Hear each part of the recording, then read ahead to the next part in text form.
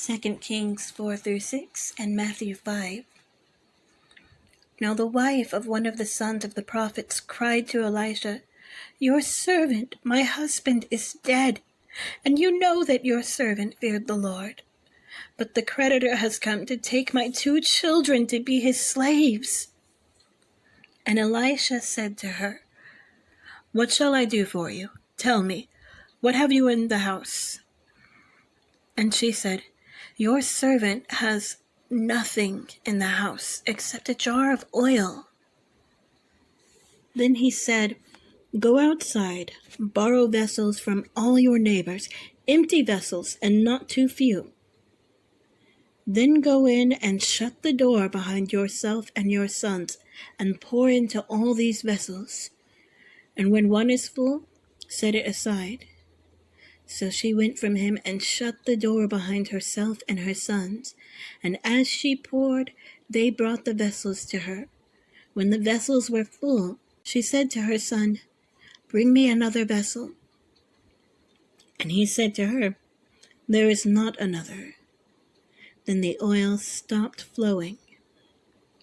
She came and told the man of God, and he said, "Go, sell the oil and pay your debts, and you and your sons can live on the rest."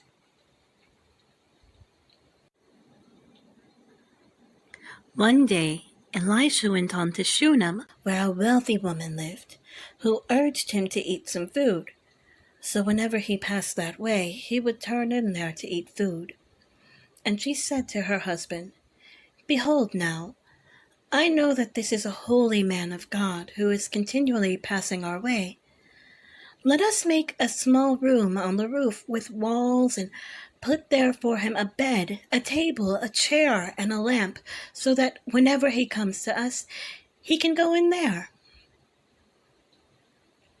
One day he came there, and he turned into the chamber and rested there. And he said to Gehazi, his servant, "Call this Shunammite." When he had called her, she stood before him. And he said to him, "Say now to her, 'See, you have taken all this trouble for us. What is to be done for you? Would you have a word spoken on your behalf to the king or to the commander of the army?" She answered, "I dwell among my own people." And he said, "What then is to be done for her?" Gehazi answered, "Well, she has no son, and her husband is old." He said, "Call her." And when he called her, she stood in the doorway. And he said, "At this season, about this time next year, you shall embrace a son." And she said, "No, my lord, O man of God, do not lie to your servant." But the woman conceived, and she bore a son about that time the following spring, as Elisha had said to her. When the child had grown, he went out one day to his father among the reapers. And he said to his father, "Oh, my head, my head." The father said to his servant, "Carry him to his mother." And when he had lifted him and brought him to his mother, the child sat on her lap till noon. And then he died. And she went up and laid him on the bed of the man of God, and shut the door behind him, and went out. Then she called to her husband and said, "Send me one of the servants and one of the donkeys, that I may quickly go to the man of God and come back again." And he said, "Why will you go to him today? It is neither new moon nor Sabbath." She said, "All is well." Then she saddled the donkey, and she said to her servant, "Urge the animal on. Do not slacken the pace for me unless I tell you." So she set out and came to the man of God at Mount Carmel. When the man of God saw her coming, he said to Gehazi, his servant, "Look, there is the Shunammite. Run at once to meet her and say to her, Is all well with you? Is all well with your husband? Is all well with your child? And she answered, All is well. And when she came to the mountain to the man of God, she caught hold of his feet, and Gehazi came to push her away. But the man of God said, Leave her alone, for she is in bitter distress, and the Lord has hidden it from me, and has not told me. Then she said, Did I ask my Lord for a son? Did I not say, Do not deceive me? He said to Gehazi, Tie up your garment and take my staff in your hand and go. If you meet anyone, do not greet him, and if anyone greets you, do not reply, and lay my staff on the face of the child. Then the mother of the child said, As the Lord lives, and as you yourself live, I will not leave you. So he arose and followed her. Gehazi went on ahead and laid the staff on the face of the child, but there was no sound or sign of life. Therefore he returned to meet him and told him, The child has not awakened. When Elisha came to the house, he saw the child lying dead on his bed. So he went in and shut the door behind the two of them and prayed to the Lord. Then he went up and lay on the child, putting his mouth on his mouth, his eyes on his eyes, and his hands on his hands. And as he stretched himself upon him, the flesh of the child became warm.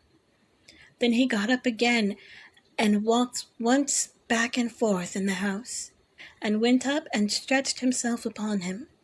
The child sneezed 7 times, and the child opened his eyes. Then he summoned Gehazi and said, Call this Shunammite. So he called her, and when she came to him, he said, Pick up your son. She came and fell at his feet, bowing to the ground. Then she picked up her son and went out. And Elisha came again to Gilgal when there was a famine in the land. And as the sons of the prophets were sitting before him, he said to his servant, Set on the large pot and boil stew for the sons of the prophets.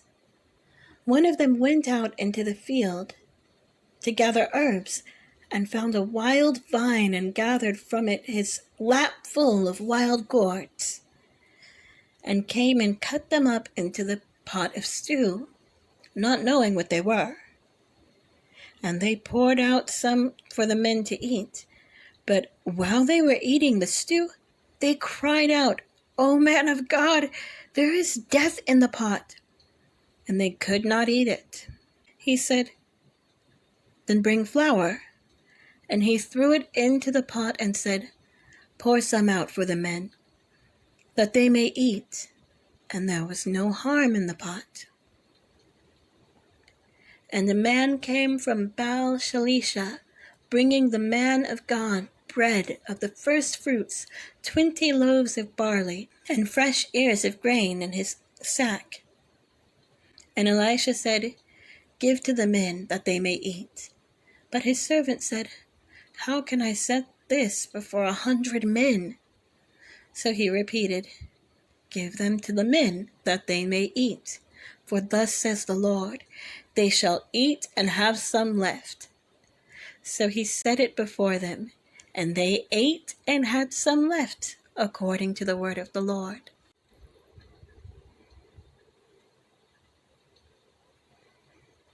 Second Kings 5. Naaman, commander of the army of the king of Syria, was a great man with his master, and in high favor, because by him the Lord had given victory to Syria. He was a mighty man of valor, but he was a leper. Now the Syrians on one of their raids had carried off a little girl from the land of Israel, and she worked in the service of Naaman's wife.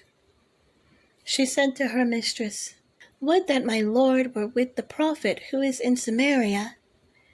He would cure him of his leprosy. So Naaman went in and told his lord.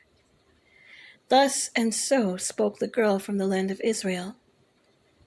And the king of Syria said, Go now, and I will send a letter to the king of Israel.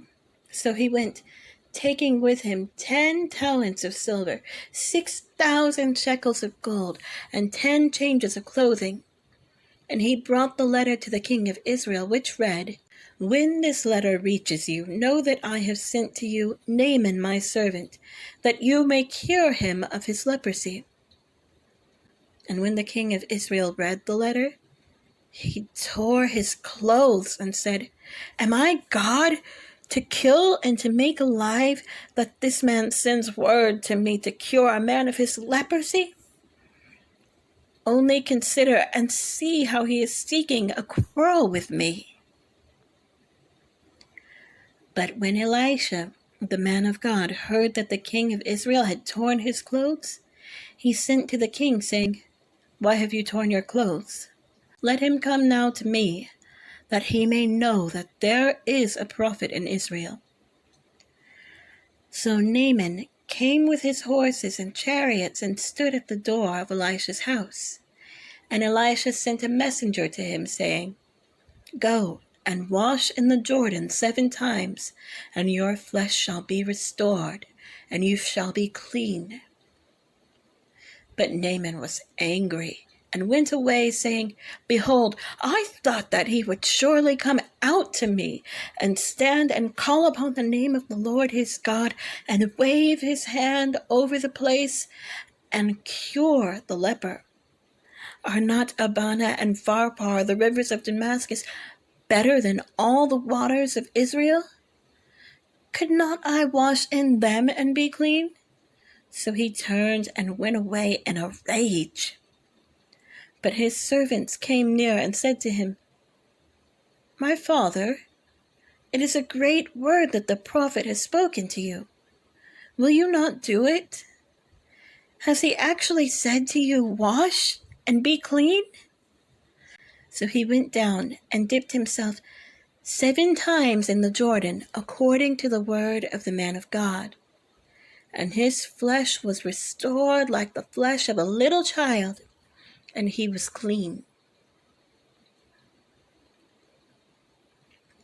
Then he returned to the man of God, he and all his company, and he came and stood before him, and he said, Behold, I know that there is no God in all the earth but in Israel. So accept now a present from your servant. But he said, As the Lord lives before whom I stand, I will receive none. And he urged him to take it, but he refused. Then Naaman said, If not, please let there be given to your servant 2 meal loads of earth. For from now on your servant will not offer burnt offering or sacrifice to any god but the Lord. In this matter may the Lord pardon your servant. When my master goes into the house of Rimmon to worship there, leaning on my arm, and I bow myself in the house of Rimmon.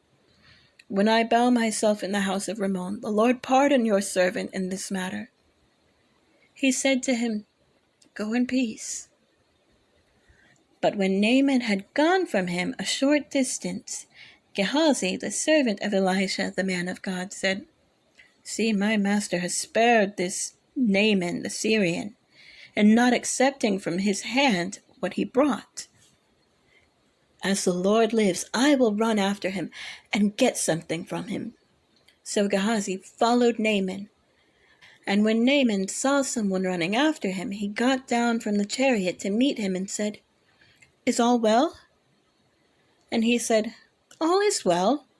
My master has sent me to say, There have just now come to me from the hill country of Ephraim 2 young men of the sons of the prophets. Please give them a talent of silver and 2 changes of clothing. And Naaman said, Be pleased to accept 2 talents. And he urged him and tied up 2 talents of silver in 2 bags with 2 changes of clothing, and laid them on 2 of his servants, and they carried them before Gehazi. And when he came to the hill, he took them from their hand and put them in the house. And he sent the men away, and they departed. He went in and stood before his master, and Elijah said to him, "Where have you been, Gehazi?" And he said, "Your servant went nowhere." But he said to him, "Did not my heart go when the man turned from his chariot to meet you? Was it a time to accept money and garments, olive orchard and vineyards, sheep and oxen, male servants and female servants? Therefore the leprosy of Naaman shall cling to you and your descendants forever." So he went out from his presence a leper like snow.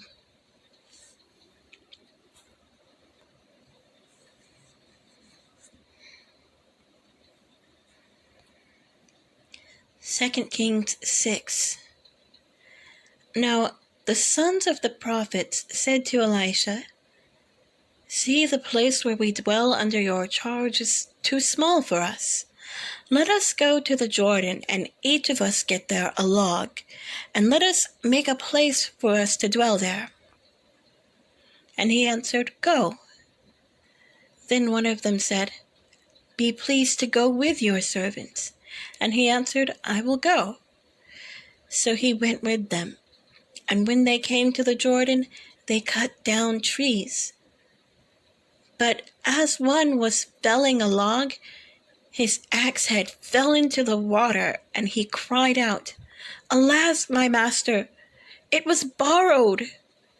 Then the man of God said, "Where did it fall?"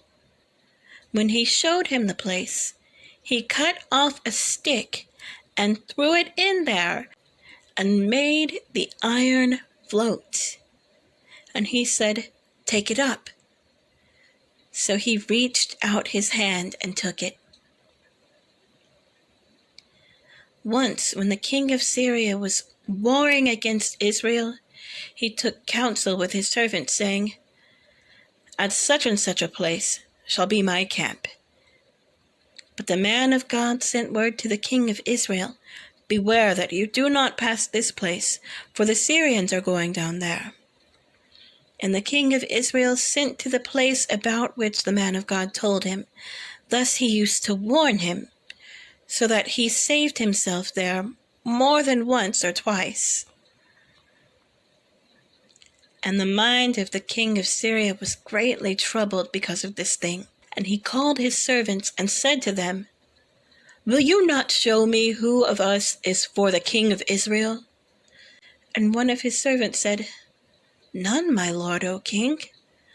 But Elisha, the prophet who is in Israel, tells the king of Israel the words that you speak in your bedroom." And he said, "Go and see where he is, that I may send and seize him." It was told him, "Behold, he is in Dothan." So he sent there horses and chariots, a great army, and they came by night and surrounded the city. When the servant of the man of God rose early in the morning and went out, behold, an army with horses and chariots was all around the city. And the servant said, "Alas, my master, what shall we do?" He said, "Do not be afraid, for those who are with us are more than those who are with them." Then Elisha prayed and said, "O Lord, please open his eyes that he may see." So the Lord opened the eyes of the young man, and he saw, and behold, the mountain was full of horses and chariots of fire all around Elisha. And when the Syrians came down against him, Elisha prayed to the Lord and said, "Please strike this people with blindness." So he struck them with blindness in accordance with the prayer of Elisha.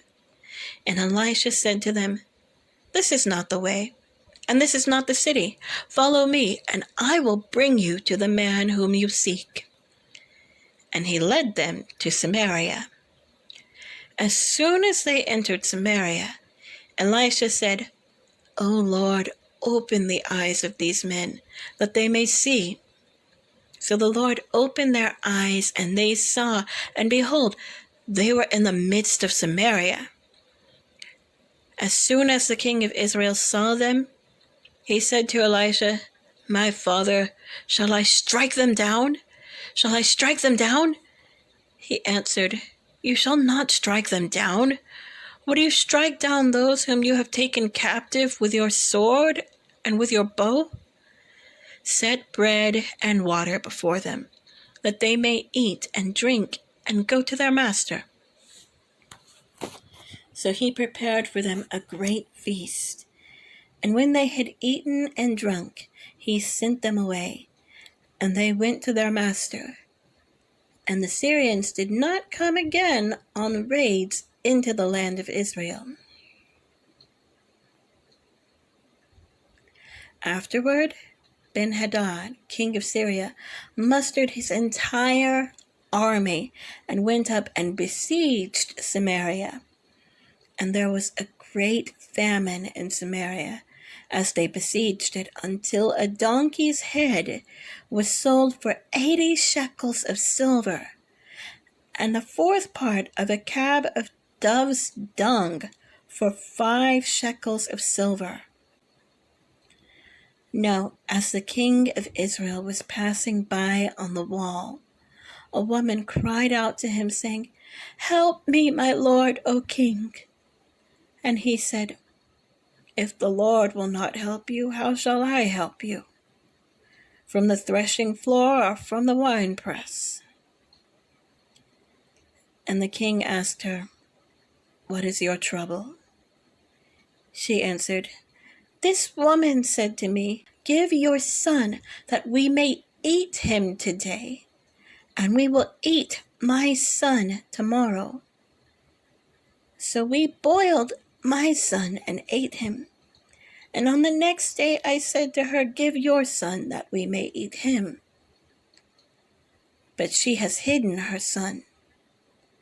When the king heard the words of the woman, he tore his clothes. Now he was passing by on the wall, and the people looked, and behold, he had sackcloth beneath on his body. And he said, "May God do so to me, and more also, if the head of Elisha, the son of Shaphat, remains on his shoulders today." Elisha was sitting in his house, and the elders were sitting with him. Now the king had dispatched a man from his presence, but before the messenger arrived, Elisha said to the elders, "Do you see how this murderer has sent to take off my head? Look, when the messenger comes, shut the door and hold the door fast against him. Is not the sound of his master's feet behind him?" And while he was still speaking with them, the messenger came down to him and said, "This trouble is from the Lord. Why should I wait for the Lord any longer?" Matthew 5. Seeing the crowds, he went up on the mountain, and when he sat down, his disciples came to him. And he opened his mouth and taught them, saying, "Blessed are the poor in spirit, for theirs is the kingdom of heaven. Blessed are those who mourn, for they shall be comforted. Blessed are the meek, for they shall inherit the earth. Blessed are those who hunger and thirst for righteousness, for they shall be satisfied. Blessed are the merciful, for they shall receive mercy. Blessed are the pure in heart, for they shall see God. Blessed are the peacemakers, for they shall be called sons of God. Blessed are those who are persecuted for righteousness' sake, for theirs is the kingdom of heaven. Blessed are you when others revile you and persecute you and utter all kinds of evil against you falsely on my account. Rejoice and be glad, for your reward is great in heaven. For so they persecuted the prophets who were before you. You are the salt of the earth. But if salt has lost its taste, how shall its saltiness be restored? It is no longer good for anything except to be thrown out and trampled under people's feet. You are the light of the world. A city set on a hill cannot be hidden, nor do people light a lamp and put it under a basket, but on a stand, and it gives light to all in the house. In the same way, let your light shine before others, so that they may see your good works and give glory to your Father who is in heaven. Do not think that I have come to abolish the law or the prophets. I have come not to abolish them, but to fulfill them. For truly I say to you, until heaven and earth pass away, not an iota, not a dot, will pass from the law until all is accomplished. Therefore, whoever relaxes one of the least of these commandments and teaches others to do the same will be called least in the kingdom of heaven. But whoever does them and teaches them will be called great in the kingdom of heaven. For I tell you, unless your righteousness exceeds that of the scribes and Pharisees, you will never enter the kingdom of heaven. You have heard that it was said to those of old, you shall not murder, and whoever murders will be liable to judgment. But I say to you that everyone who is angry with his brother will be liable to judgment. Whoever insults his brother will be liable to the council, and whoever says, you fool, will be liable to the hell of fire. So if you are offering your gift at the altar, and there remember that your brother has something against you, leave your gift there before the altar and go. First be reconciled to your brother, and then come and offer your gift. Come to terms quickly with your accuser while you are going with him to court, lest your accuser hand you over to the judge, and the judge to the guard, and you be put in prison. Truly I say to you, you will never get out until you have paid the last penny. You have heard that it was said, you shall not commit adultery.